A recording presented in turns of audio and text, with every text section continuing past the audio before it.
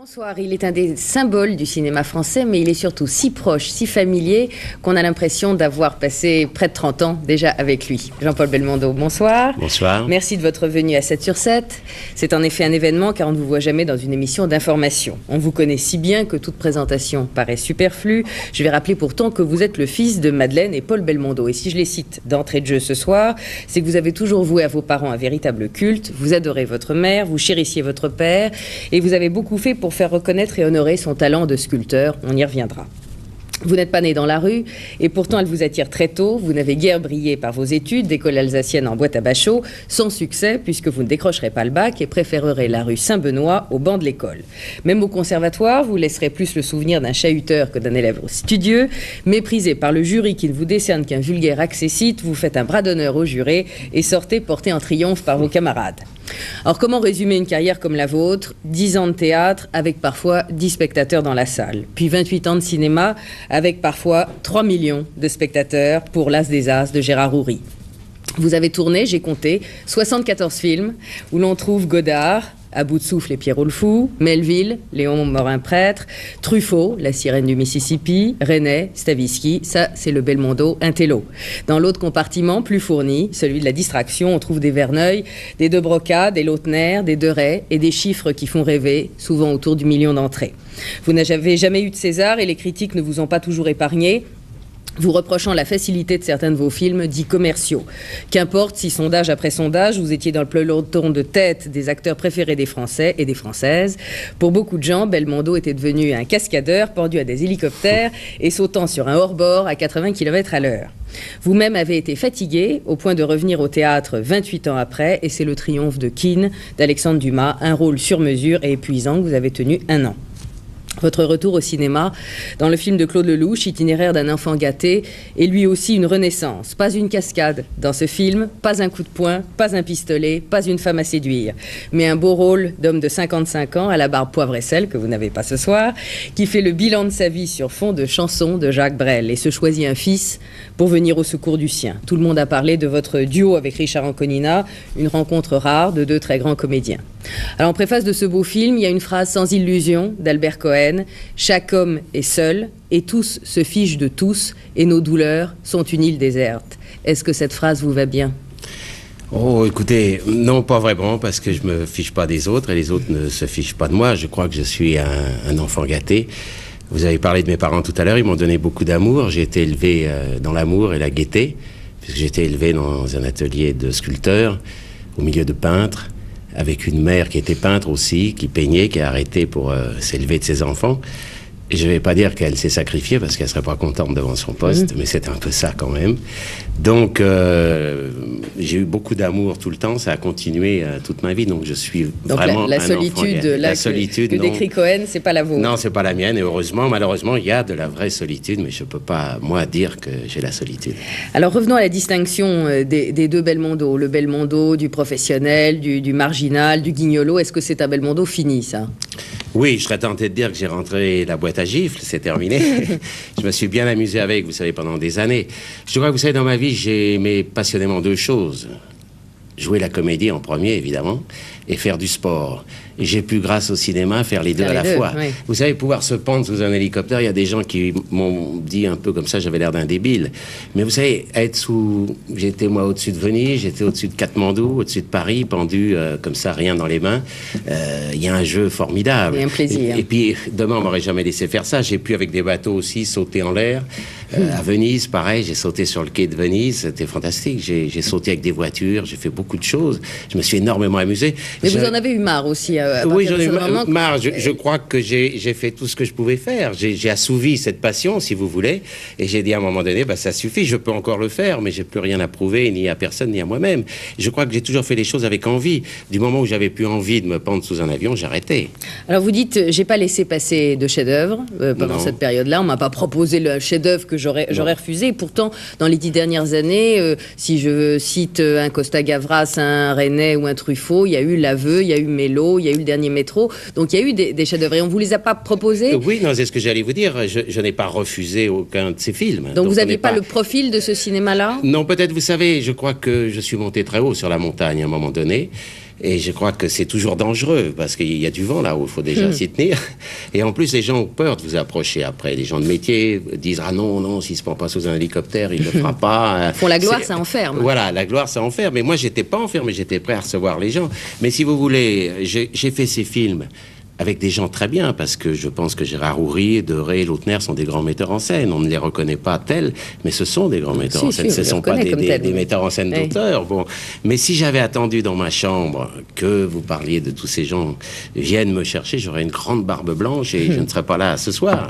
Alors, le théâtre, je disais donc tout à l'heure, vous êtes revenu au théâtre après 28 ans de cinéma. C'était quoi? C'était renouer avec un métier d'origine? C'était rompre avec un cinéma qui tournait un peu en rond? C'était vous prouver à vous-même que vous pouviez apprendre 3 heures de texte? Oui, non, j'avais surtout... Ou sentir une salle, quoi, peut-être. Vous savez, le théâtre, ça a toujours été en moi. Mes amis ont continué à faire le théâtre. J'ai joué pendant 10 ans au théâtre, ils ont continué. Moi, j'ai eu le tort d'arrêter. Parce que j'ai eu peur un peu à un moment donné. Je me disais non, je reviendrai l'année prochaine. C'était une sorte de lâcheté, je le reconnais. Peur de plus savoir les textes, de pas savoir apprendre. Et à un moment donné, je me suis dit, enfin, Jean-Paul, tu es en pleine forme. Tu as la chance d'être costaud. Quand tu profites de ça pour rentrer au théâtre. Et je suis rentré avec Keane, grâce d'ailleurs à mon ami Robert Hossein et son enthousiasme qui m'a un peu violé.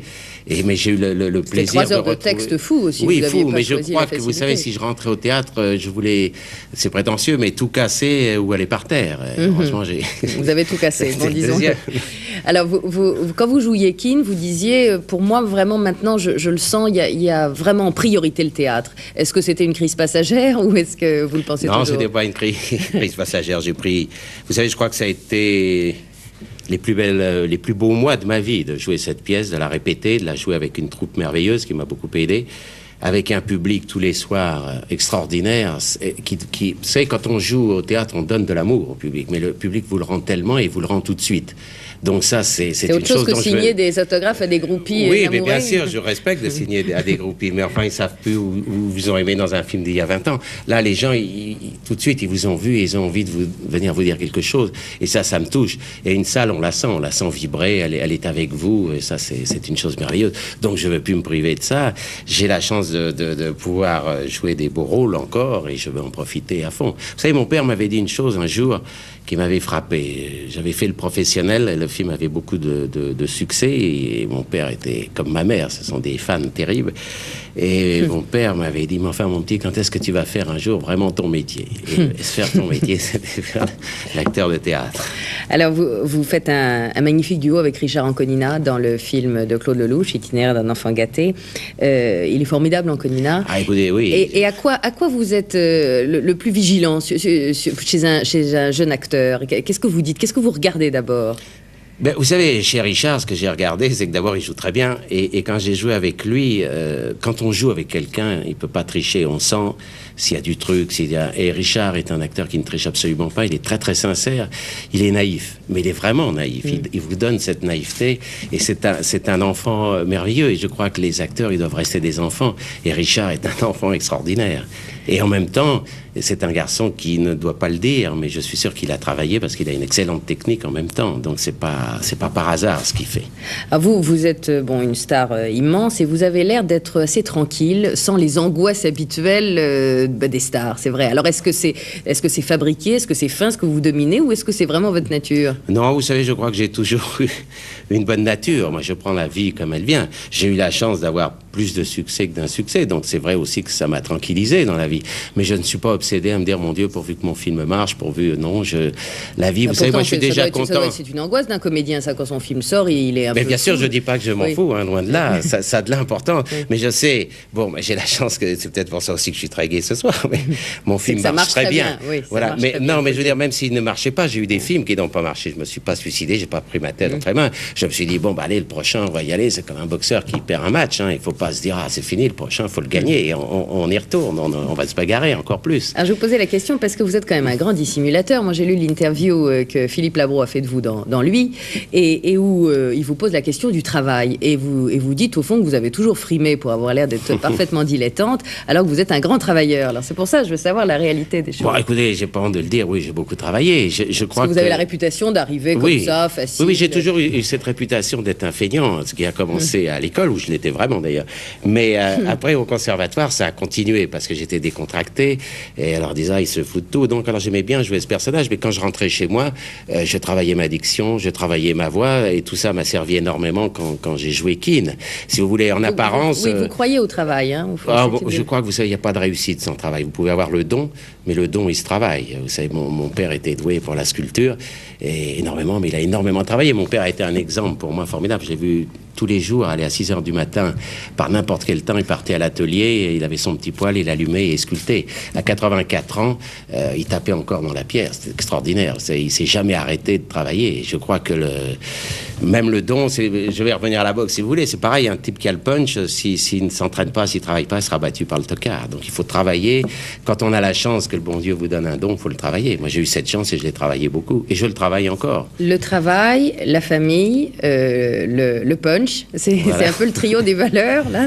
Oui, enfin, disons, pour un acteur, ça compte beaucoup. Vous savez, en rigolant aussi, je dis souvent que pour être un acteur, il faut en 1 de la santé, en 2 de la patience et accessoirement un peu de talent. Mais ça, c'est un jeu. Mais c'est un peu vrai. Et de la chance. Mais la chance, vous savez, on la provoque, hein, la chance. Et puis la chance, elle frappe à votre porte. Le jour où elle frappe, il faut l'attraper, il faut lui dire bouge plus là, toi. Puis c'est comme une femme, il faut bien la caresser, il faut s'en occuper, sinon elle part. Ah, je crois que vous en Moi, je m'en suis occupé beaucoup pendant beaucoup d'années.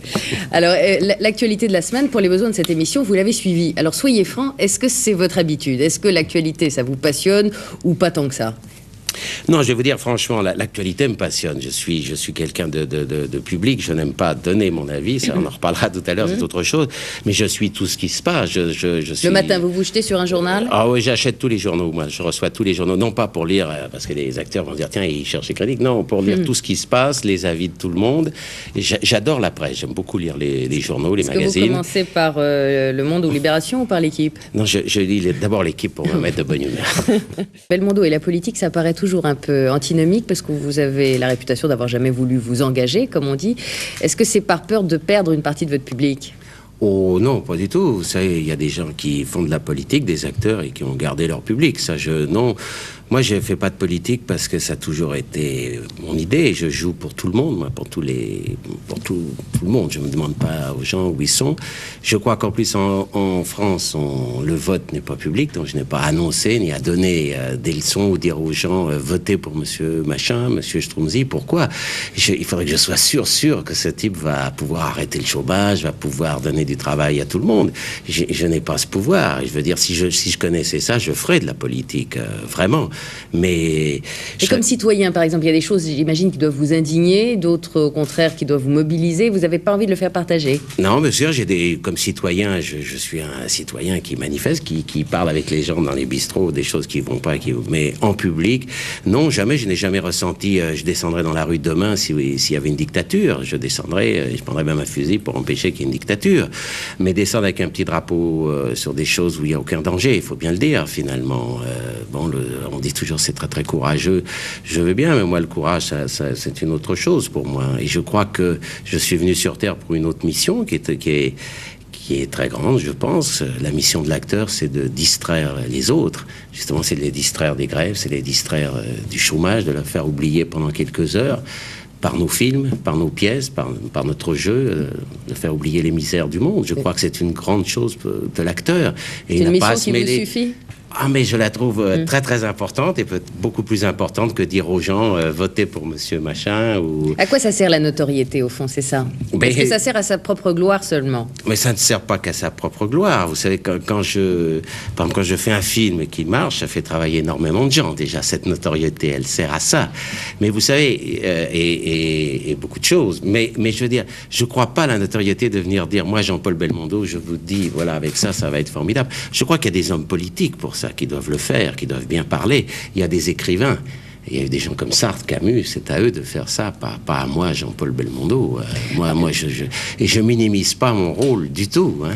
Les comédiens comme Montand, comme Delon, qui s'engagent, comme Piccoli, vous dites c'est leur choix, ou vous pensez qu'ils n'ont pas raison Je respecte leur choix, comme je pense qu'ils doivent respecter le mien. Je pense que s'ils le font, c'est parce qu'ils y croient à 100%. Sinon, ils ne se baladeraient pas avec des petits drapeaux dans la rue, ou ils n'iraient pas aux émissions. Expression de se balader avec des petits drapeaux. Mais oui, non. Moi, je n'y crois pas. Si j'y croyais, mais je respecte ce qu'ils font, hein, tout à fait. Je trouve que moi, acteur et mes collègues acteurs, notre mission, elle est là, de distraire tout ce petit monde. Moi, je suis toujours surpris aussi quand on vous demande d'être sur une liste politique. On a dû vous le demander souvent. 100 fois, oui. Et quand je vois je me dis, alors l'homme politique, il n'est pas sûr de lui. Il faut qu'il ait un clown à côté qui on va s'amuser. Si Belmondo est sur une liste, ça aide. Je suis pas sûr, parce que moi, si j'aime, on va pas dire d'acteur français pour pas faire de jaloux, mais si je disais, tiens, j'aime Marlon Brando, et que je vois que Brando, ils me disent de voter pour Reagan, et que j'ai envie de voter pour un autre, je voterai pour un autre, et je continuerai à aller voir les films de Brando quand même. Donc ça n'a pas... Je crois excusez-moi, je finis, je crois qu'on prend les gens pour plus bêtes qu'ils ne sont. Les gens dans la rue, ils ont leur opinion en écoutant les hommes politiques, en écoutant les journalistes. Ils savent pour qui ils vont voter, pour qui ils ont envie de voter. C'est pas parce qu'un acteur va leur dire votez ça qu'ils vont voter ça. J'y crois pas, moi, personnellement. Sincèrement. Alors c'est devenu une tradition dans cette émission depuis que quelques comédiens se sont succédés ici.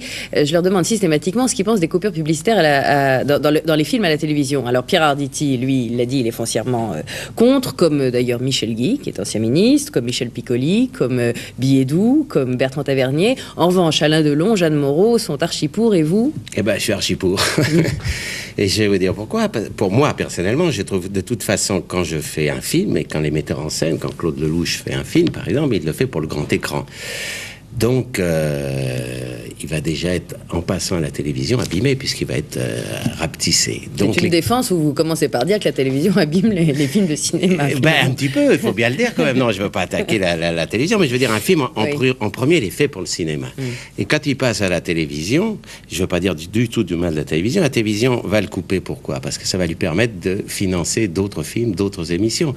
Et nous, producteurs de films, on a intérêt aussi à ce que nos films soient coupés. Pourquoi ? Parce que à ce moment-là, des gens achètent ces films et ça nous permet à nous de refaire aussi, de remettre ces sous. Les ventes que nous ferons à la télévision permettent de refaire des films. Donc, il faut couper. C'est vrai que vous films. dites nous producteurs parce que vous êtes producteur. Je suis producteur et en plus, pour finir mon truc sur les coupures, plus on coupera, les gens ils retourneront dans les salles parce qu'ils se rendront compte qu'un vrai film, il faut le voir là.